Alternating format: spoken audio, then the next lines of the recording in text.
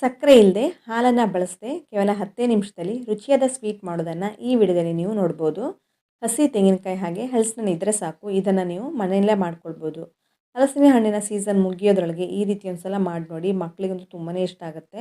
ಮಕ್ಕಳಿಗೆ evening snacks ರೀತಿಯೂ ಇದನ್ನು ಮಾಡ್ಕೊಡ್ಬೋದು. ಬನ್ನಿ ಇದನ್ನು ಹೇಗೆ ಮಾಡ್ಕೊಳ್ಳೋದು ಹಾಗೇನೆಲ್ಲ ಸಾಮಗ್ರಿಗಳು ಬೇಕಾಗುತ್ತೆ ಅಂತ ನೋಡೋಣ. ಹೆಲೋ ಫ್ರೆಂಡ್ಸ್, ನಮಸ್ತೆ. ಶ್ರೀ ಮ್ಯಾಜಿಕ್ ಕಿಚನ್ಗೆ ಸುಸ್ವಾಗತ. ನಾನಿಲ್ಲಿ ಒಂದು 15ರಿಂದ 20 ಹಲಸಿನ ಹಣ್ಣನ್ನು ಈ ರೀತಿ ತೊಗೊಂಡಿದ್ದೀನಿ. ಇದರ ಬೀಜಗಳನ್ನೆಲ್ಲ ತೊಗೊಂಡು ಉಪಯೋಗಿಸ್ಕೊಳ್ಬೇಕಾಗತ್ತೆ. ನೋಡಿ, ಈ ರೀತಿ ನೀಟಾಗಿ ಬೀಜಗಳನ್ನೆಲ್ಲ ತಗೊಳ್ಳಿ.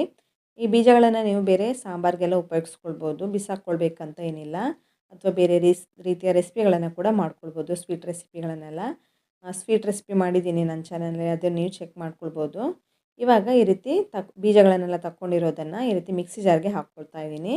ಇದನ್ನು ಗ್ರೈಂಡ್ ಮಾಡ್ಕೊಳ್ಬೇಕಾಗತ್ತೆ, ಪೇಸ್ಟ್ ರೀತಿ ರೆಡಿ ಮಾಡ್ಕೊಳ್ಬೇಕು. ಇದನ್ನು ಪೇಸ್ಟ್ ಮಾಡ್ಕೊಳ್ಳುವಾಗ ನೀವು ಹಾಲು ಅಥವಾ ನೀರನ್ನು ಹಾಕ್ಕೊಳ್ಬೇಕಾಗಿಲ್ಲ. ಹಾಗೆ ಇದನ್ನು ಗ್ರೈಂಡ್ ಮಾಡಿಕೊಂಡು ಪೇಸ್ಟ್ ಮಾಡ್ಕೊಳ್ಬೋದು. ಫ್ಲೇವರ್ಗೋಸ್ಕರ 2 ಏಲಕ್ಕಿಯನ್ನು ಹಾಕ್ಕೊಂಡು ಇದನ್ನು ಗ್ರೈಂಡ್ ಮಾಡ್ಕೊಂಡಿದ್ದೀನಿ. ಕಾಣಿಸ್ತಿರ್ಬೋದು, ನಯವಾಗಿರುವಂತಹ ಪೇಸ್ಟನ್ನು ರೆಡಿ ಮಾಡ್ಕೊಂಡಿದ್ದೀನಿ, ಕಾಣಿಸ್ತಿರ್ಬೋದು. ಈ ಪೇಸ್ಟನ್ನು ನಾನಿವಾಗ ಸೈಡಲ್ಲಿ ಇಟ್ಟಿರ್ತೀನಿ. ಈಗ ಒಂದು ಪ್ಯಾನ್ ತೊಗೊಂಡಿದ್ದೀನಿ. ಇದಕ್ಕೆ ಒಂದು ಅರ್ಧ ಕಪ್ ಆಗೋಷ್ಟು ಫ್ರೆಶ್ ಆಗಿರುವಂತಹ ಹಸಿ ತೆಂಗಿನಕಾಯಿನ ತೊಗೊಂಡಿದ್ದೀನಿ. ಇದನ್ನೀಗ ನಾನು ಸ್ವಲ್ಪ ಹೊತ್ತು ಫ್ರೈ ಮಾಡ್ಕೊಳ್ತಾ ಇದ್ದೀನಿ, ಒಂದು ಸ್ವಲ್ಪ ರೋಸ್ಟ್ ಮಾಡ್ಕೊಳ್ತಾ ಇದ್ದೀನಿ. ಇದರಲ್ಲಿರುವಂಥ ಒಂದು ಸ್ವಲ್ಪ ಹಸಿ ಅಂಶ ಎಲ್ಲ ಹೋಗಬೇಕು, ಅಲ್ಲಿ ತನಕ ಇದನ್ನು ಹುರ್ಕೊಳ್ತಾ ಇದ್ದೀನಿ. ನೋಡಿ, ಈ ರೀತಿ ಗ್ಯಾಸ್ ಫ್ಲೇಮನ್ನು ಮೀಡಿಯಮ್ ಫ್ಲೇಮಲ್ಲೇ ಇಟ್ಕೊಂಡು ಇದನ್ನು ಸ್ವಲ್ಪ ಹೊತ್ತು ಬಿಸಿ ಮಾಡ್ಕೊಳ್ಳಿ. ಒಣ ಕೊಬ್ಬರಿ ಇದ್ದರೆ ಅದನ್ನು ಕೂಡ ಉಪಯೋಗಿಸ್ಕೊಳ್ಬೋದು, ಹಸಿ ತೆಂಗಿನಕಾಯಿನೇ ತೊಗೊಳ್ಬೇಕಂತ ಏನಿಲ್ಲ. ತೆಂಗಿನಕಾಯಿ ಹಾಕ್ಕೊಳ್ಳೋದ್ರಿಂದ ತುಂಬಾ ರುಚಿ ಕೊಡುತ್ತೆ ಈ ಸಿಹಿ, ಹಾಗಾಗಿ ನಾನು ಸ್ವಲ್ಪ ತೆಂಗಿನಕಾಯನ್ನು ಹಾಕ್ಕೊಂಡಿರೋದು. ಈ ರೀತಿ ಸ್ವಲ್ಪ ಹೊತ್ತು 2-3 ನಿಮಿಷದ ತನಕ ಈ ರೀತಿ ಹುರ್ಕೊಂಡ ನಂತರ ರೆಡಿ ಮಾಡ್ಕೊಂಡಿರುವಂತಹ ಹಲಸಿನ ಹಣ್ಣಿನ ಪೇಸ್ಟನ್ನು ಇದಕ್ಕೆ ಹಾಕ್ಕೊಳ್ತಾ ಇದ್ದೀನಿ. ಹಲಸಿನ ಹಣ್ಣಿನ ಪೇಸ್ಟನ್ನು ಹಾಕ್ಕೊಂಡು ಒಂದು ಸಲ ಚೆನ್ನಾಗಿ ಮಿಕ್ಸ್ ಮಾಡ್ಕೊಳ್ಳಿ.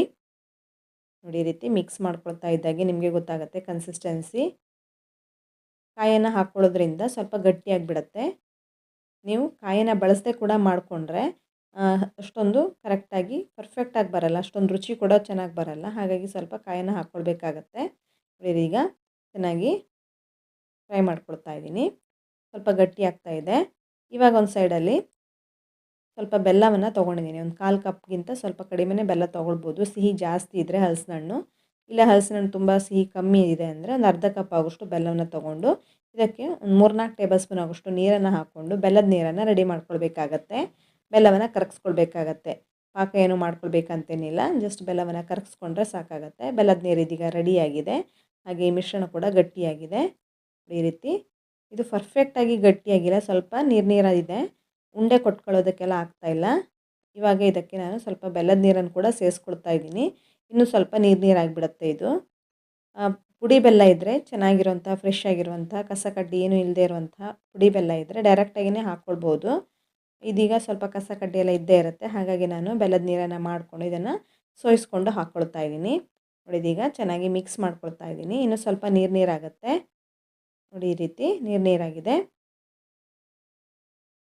ಇದನ್ನು ಹಾಗೆ ಬಿಸಿ ಮಾಡ್ಕೊಳ್ತಾ ಇದ್ದಾಗೆ ಸ್ವಲ್ಪ ಗಟ್ಟಿನೂ ಆಗುತ್ತೆ, ಆದರೆ ಪರ್ಫೆಕ್ಟಾಗಿ ಗಟ್ಟಿ ಆಗಲ್ಲ. ಹಾಗಾಗಿ ಇದಕ್ಕೆ ಸ್ವಲ್ಪ ಹಿಟ್ಟನ್ನು ಹಾಕ್ಕೊಳ್ಬೇಕಾಗತ್ತೆ.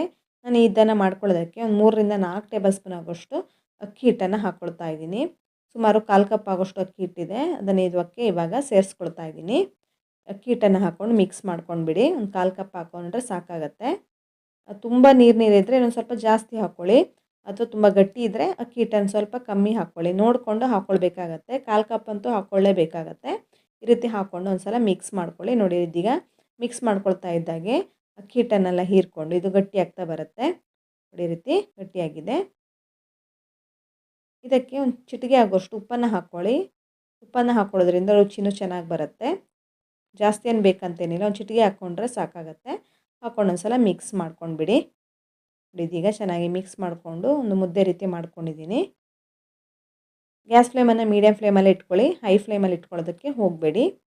ಇದೀಗ ಚೆನ್ನಾಗಿ ಮಿಕ್ಸ್ ಮಾಡ್ಕೊಂಡಿದ್ದಾಗಿದೆ. ನಾನಿಲ್ಲಿ ತುಪ್ಪ ಕೂಡ ಬಳಸ್ಕೊಳ್ತಾ ಇಲ್ಲ. ಈ ರೀತಿ ಮಿಕ್ಸ್ ಮಾಡಿಕೊಂಡು ಗಟ್ಟಿಯಾದ ನಂತರ ಗ್ಯಾಸ್ ಫ್ಲೇಮನ್ನು ಆಫ್ ಮಾಡ್ಕೊಳ್ತಾ ಇದ್ದೀನಿ. ಗ್ಯಾಸ್ ಫ್ಲೇಮನ್ನು ಆಫ್ ಮಾಡಿಕೊಂಡು ಇದಕ್ಕೆ 1 ಟೇಬಲ್ ಸ್ಪೂನ್ ಆಗೋಷ್ಟು ಬಿಳಿ ಎಳ್ಳನ್ನು ಹಾಕ್ಕೊಳ್ತಾ ಇದ್ದೀನಿ. ನಿಮ್ಮ ಹತ್ರ ಕಪ್ಪು ಎಳ್ಳು ಇದ್ದರೆ ಅದನ್ನು ಕೂಡ ಹಾಕ್ಕೊಳ್ಬೋದು, ಇಲ್ಲಾಂದರೆ ಬಿಳಿ ಎಳ್ಳನ್ನು ಕೂಡ ಹಾಕ್ಕೊಳ್ಬೋದು. ತುಂಬ ಚೆನ್ನಾಗಿರುತ್ತೆ ಇದನ್ನು ಹಾಕ್ಕೊಳ್ಳೋದ್ರಿಂದ, ಹಾಗಾಗಿ ನಾನು ಸೇರಿಸ್ಕೊಂಡಿರೋದು. ಇದನ್ನು ಹಾಕ್ಕೊಂಡು ಒಂದು ಸಲ ಮಿಕ್ಸ್ ಮಾಡಿಕೊಂಡು ಇದನ್ನು ಇಳಿಸ್ಕೊಳ್ತಾ ಇದ್ದೀನಿ. ಸ್ವಲ್ಪ ಬಿಸಿ ಇದೆ, ಕೂಡಲೇ ಇದನ್ನು ಕೈಯಲ್ಲಿ ಮುಟ್ಟೋದಕ್ಕೆ ಆಗ್ತಾಯಿಲ್ಲ. ಹಾಗಾಗಿ ಇದನ್ನು ಸೈಡಲ್ಲಿ ಇಟ್ಟಿರ್ತೀನಿ. ಈಗ ಒಂದು ಇಡ್ಲಿ ಪಾತ್ರೆಗೆ ಸ್ವಲ್ಪ ನೀರನ್ನು ಹಾಕ್ಕೊಂಡು ಅದನ್ನು ಬಿಸಿ ಮಾಡೋದಕ್ಕೆ ಇಟ್ಟಿದ್ದೀನಿ. ಇದೀಗ ನೀರು ಬಿಸಿ ಆಗ್ತಾಯಿದೆ. ಈ ರೀತಿ ಒಂದು ಪ್ಲೇಟನ್ನು ಇಟ್ಕೊಂಡಿದ್ದೀನಿ. ಹಾಗೆ ಇದರ ಮೇಲ್ಗಡೆ ಬಾಳೆ ಎಲೆನ ಹಾಕ್ಕೊಂಡು ಒಂದು 5 ನಿಮಿಷ ನೀರನ್ನು ಬಿಸಿ ಮಾಡ್ಕೊಳ್ಬೇಕಾಗತ್ತೆ. ನೀರು ಚೆನ್ನಾಗಿ ಕುದೀತಾ ಇದೆ ಅನ್ನುವಾಗ ಇದನ್ನು ಉಪಯೋಗಿಸ್ಕೊಳ್ಬೋದು. ಇದನ್ನೀಗ ನೀರನ್ನು ಕುದಿಸೋದಕ್ಕೆ ಇಟ್ಟಿದ್ದೀನಿ. ಇವಾಗ ಇದು ಸ್ವಲ್ಪ ತಣ್ಣಗಾಗಿದೆ, ಕೈಯಲ್ಲಿ ಮುಟ್ಟೋದಕ್ಕಾಗ್ತಾಯಿದೆ. ಇದನ್ನೀಗ ಚಿಕ್ಕ ಚಿಕ್ಕ ಉಂಡೆಗಳನ್ನಾಗಿ ಮಾಡ್ಕೊಳ್ತಾ ಇದ್ದೀನಿ. ನೋಡಿ ಕಾಣಿಸ್ತಿರ್ಬೋದು. ಆದಷ್ಟು ಚಿಕ್ಕ ಚಿಕ್ಕ ಉಂಡೆಗಳನ್ನಾಗಿ ಮಾಡ್ಕೊಳ್ಳಿ. ನಿಮಗೆ ಈ ರೀತಿ ಚಿಕ್ಕ ಚಿಕ್ಕ ಉಂಡೆಗಳನ್ನು ಮಾಡ್ಕೊಳ್ಳೋದಕ್ಕೆ ಇಷ್ಟ ಇಲ್ಲ, ದೊಡ್ಡ ದೊಡ್ಡ ಉಂಡೆಗಳನ್ನಾಗಿ ಮಾಡ್ಕೊಳ್ತೀರಾದರೂ ಹಾಗೂ ಪರವಾಗಿಲ್ಲ. ಕೈಗೆ ಅಂಟ್ತಾ ಇದೆ ಅನಿಸಿದ್ರೆ ಕೈಗೆ ಒಂದು ಸ್ವಲ್ಪ ತುಪ್ಪ ಅಥವಾ ಎಣ್ಣೆನ ಸವರ್ಕೊಂಡು ಉಂಡೆಗಳನ್ನಾಗಿ ಮಾಡ್ಕೊಳ್ಳಿ. ನೋಡಿ ಇದೀಗ ಎಲ್ಲವನ್ನು ಮಾಡಿ ಇಟ್ಕೊಳ್ತಾ ಇದ್ದೀನಿ. ಚಿಕ್ಕ ಚಿಕ್ಕ ಉಂಡೆಗಳನ್ನಾಗಿ ಮಾಡ್ಕೊಂಡಿದ್ದೀನಿ. ಇವಾಗ ಎಲ್ಲ ಉಂಡೆಗಳನ್ನು ಮಾಡ್ಕೊಂಡ ನಂತರ ಈಗ ನೀರನ್ನು ಬಿಸಿ ಮಾಡ್ಕೊಂಡಿದ್ದೀನಲ್ಲ ಇಡ್ಲಿ ಪಾತ್ರೆಯಲ್ಲಿ, ಇದನ್ನು ಇಟ್ಕೊಳ್ತಾ ಇದ್ದೀನಿ. ಇದನ್ನು ಆಲ್ರೆಡಿ ಬಿಸಿ ಮಾಡ್ಕೊಂಡಿದ್ದೀನಿ. ಹಾಗಾಗಿ ಒಂದು 5ರಿಂದ 10 ನಿಮಿಷದೊಳಗೆ ಇದನ್ನು ಸ್ಟೀಮ್ ಮಾಡಿಕೊಂಡ್ರೆ ಸಾಕು.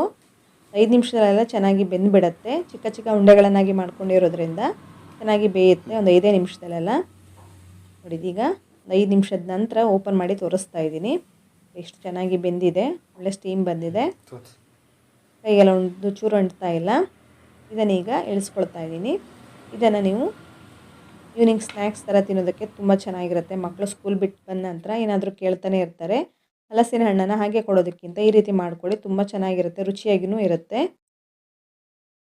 ಫ್ರೆಂಡ್ಸ್, ನಾನು ಶೇರ್ ಮಾಡುವಂತಹ ರೆಸಿಪಿಗಳು ನಿಮಗೆ ಇಷ್ಟ ಆಗ್ತಾ ಇದ್ದರೆ ನಿಮ್ಮ ಫ್ರೆಂಡ್ಸ್ ಹಾಗೂ ಫ್ಯಾಮಿಲಿ ಮೆಂಬರ್ಸೊಂದಿಗೆ ಈ ರೆಸಿಪಿಗಳನ್ನೆಲ್ಲ ಶೇರ್ ಮಾಡಿ, ಹಾಗೆ ಲೈಕ್ ಮಾಡಿ.